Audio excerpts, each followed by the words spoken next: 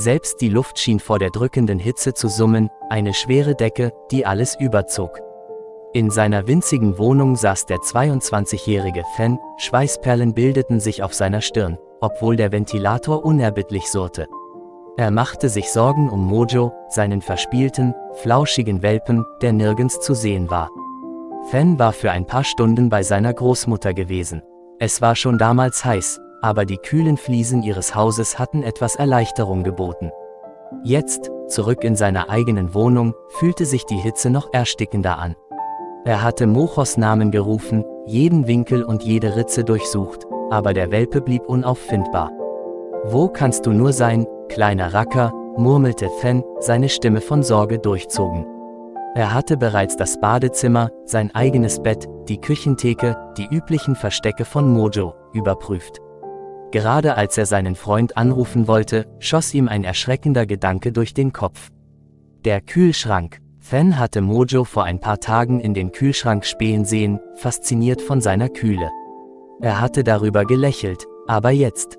Er eilte in die Küche, das Herz klopfte ihm im Hals. Die Kühlschranktür stand leicht offen, das Licht im Inneren warf einen schwachen, gespenstischen Schein. Vorsichtig öffnete er die Tür, eine Welle kalter Luft umhüllte ihn. Dort, eingebettet in einen Haufen frischem Obst und Gemüse, lag Mojo. Er war zusammengerollt, tief und fest schlafend, seine kleine Brust hob und senkte sich rhythmisch. Tans Atem stockte, Erleichterung überkam ihn, gefolgt von einer Welle der Besorgnis. Mojos Streiche waren zwar entzückend, aber Fen wusste, dass der Kühlschrank kein sicherer Ort für einen Welpen war. Er konnte leicht gefangen werden oder, noch schlimmer, zu kalt werden. Sanft hob er Mojo heraus, der Welpe bewegte sich mit einem verschlafenen Wimmern. »Mojo!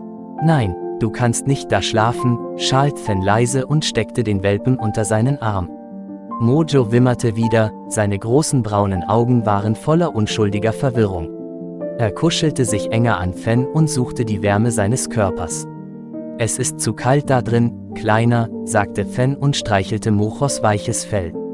»Du wirst krank.« Den Rest des Nachmittags verbrachte er damit, über Mojo zu wachen und ihn vom Kühlschrank fernzuhalten. Jedes Mal, wenn Mojo sich in Richtung des Kühlschranks bewegte, lenkte Fen ihn sanft ab, indem er ihm ein Kauspielzeug oder eine Partie Apportieren anbot. Als die Sonne unterging, verspürte Fen ein Stich des Schuldgefühls. Er wusste, dass er aufmerksamer sein musste, um sicherzustellen, dass Mojo nicht wieder in den Kühlschrank schlüpfte. Fen traf eine Entscheidung. Er würde einen kleinen, tragbaren Ventilator für Mojo kaufen, um sicherzustellen, dass der kleine Kerl einen kühlen Platz für sich hatte, weg vom Kühlschrank. Es wäre nicht dasselbe wie die kalte Umarmung des Kühlschranks, aber es wäre sicher. Liebe Freunde, wenn euch das Video gefallen hat, setzt ein Like und abonniert den Kanal.